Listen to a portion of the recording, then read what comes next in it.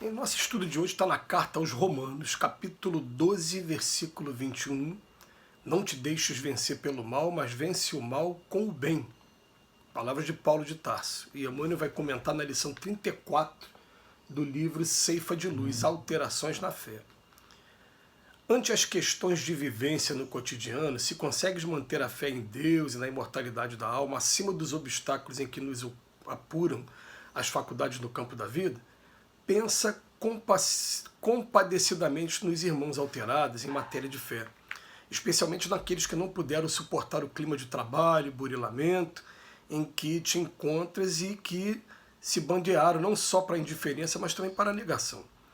Provavelmente algum deles se fazem passíveis dessa ou daquela observação tendente a interromper-lhes por algum tempo a capacidade de influenciação no ânimo alheio. Entretanto, em maioria, são companheiros em graves transformações na vida íntima.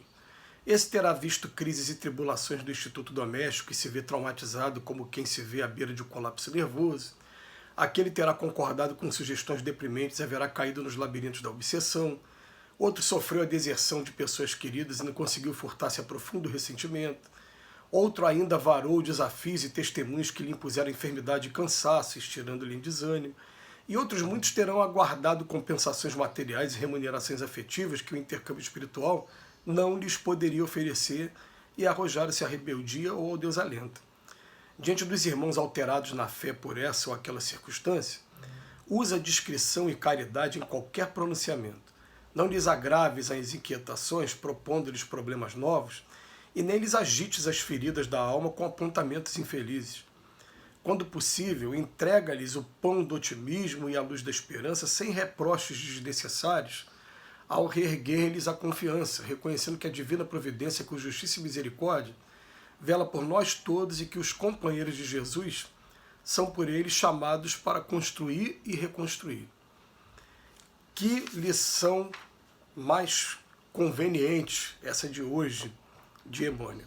Porque ela vem falar para a gente sobre aqueles companheiros que estão no nosso caminho, convivendo com a gente, e que perderam a fé por um desses vários motivos que ele apresentou aqui para a gente.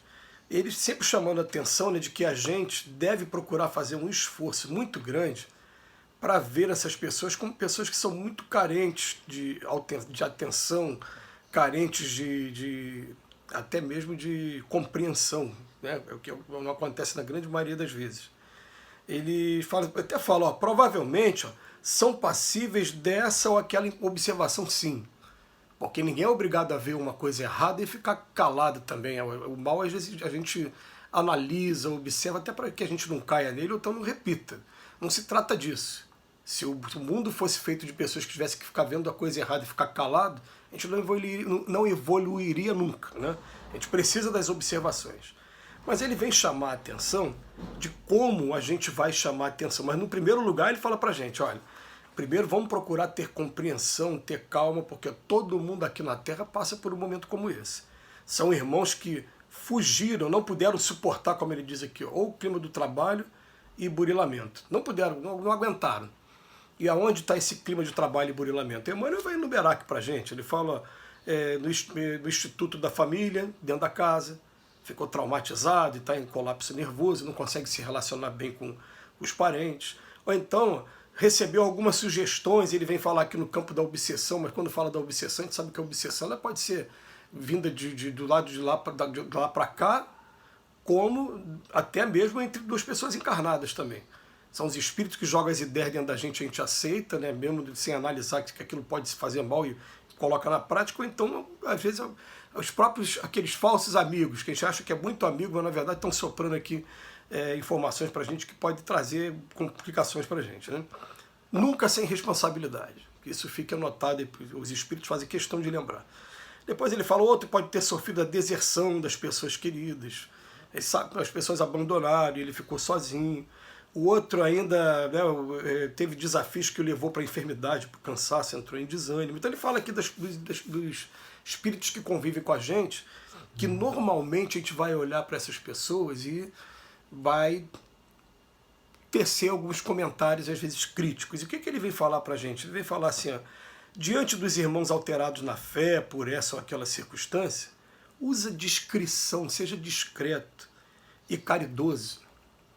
Né? Às vezes a gente vê com muita frequência isso acontecer, a gente chama atenção, alguns companheiros que eles se arvoram em juízes da vida alheia. Né? E esses são os que mais precisam também de carinho. Mas, quando for fazer alguma observação, até com esses mesmo, que faça em particular. Também, porque o que acontece? A pessoa ela não se conforma com uma determinada circunstância, com um determinado comportamento, porque muito provavelmente ela já foi magoada daquela maneira, e aí quando vê alguém fazendo o comportamento que ela acha que é o mesmo, ela se enche de ira, e aí fica de maneira ali velada, ou às vezes nem velada não, né? Às vezes a pessoa sai cuspindo marimbondo mesmo, sai falando para todo mundo, olha o comportamento de fulano, por que está falando? Aí já entra no campo da maledicência mesmo, né? Mas eu estou falando daquela pessoa assim, ela quer aproveitar a oportunidade, ao invés de chegar em particular, como diz no Evangelho, parar para conversar como um amigo, o que está acontecendo com você, a gente pode ajudar, deixar a pessoa desabafar. Não, o que acontece? Ela aproveita os momentos, às vezes que tem, às vezes até coletivo mesmo, momento para ficar falando dos exemplos negativos do comportamento das pessoas com a intenção de atingir aquelas pessoas. E aí esquece profundamente do que Jesus falou para a gente naquele episódio da mulher adúltera, né? Aquele que estiver isento de pecado, que atire a primeira pedra. Aliás, passou a atirar pedra, já está sendo um espírito infeliz que um dia vai descobrir, porque vai descobrir uma coisa simples que Jesus fala, com a medida que você julga, você também será julgado. É diferente de quando a gente olha para um irmão nosso e fala assim, poxa, eu me sinto na obrigação de sentar e conversar com ele. E aí vou sentar e vou conversar, vou procurar compreender, vou procurar ouvir o lado daquela pessoa. Eu mesmo tive a oportunidade de conversar agora recentemente com uma amiga e falei para ela, falei, olha, você é muito bom essa observação que você fez, né, sobre alguns momentos que eu tenho de desequilíbrio, ótimo. Mas pode saber de uma coisa, esses momentos de desequilíbrio eram muito mais frequentes há um tempo atrás.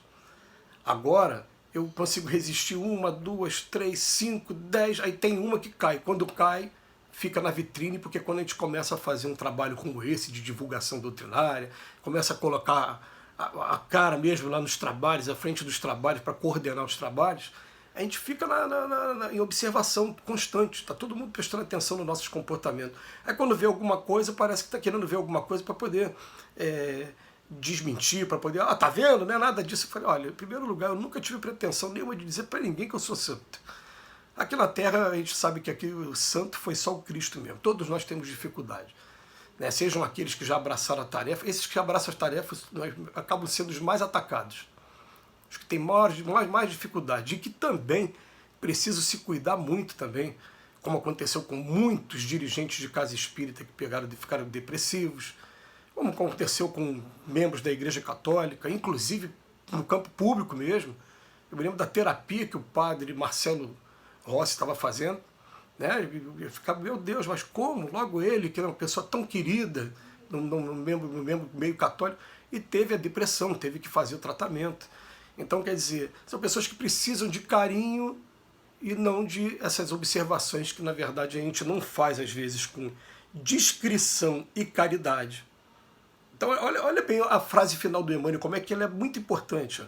Não lhes agraves as inquietações propondo de problemas novos, ou então ficar agitando as feridas da alma. Quando você fizer alguma coisa, né, leva o pão do otimismo para ele, a luz da esperança, sem reproches, deboches desnecessários, entendeu? Para poder reerguer a confiança, trazer a pessoa de volta. Mas tá vendo? É bom a gente cair de vez em quando para a gente ver que a gente não é perfeito.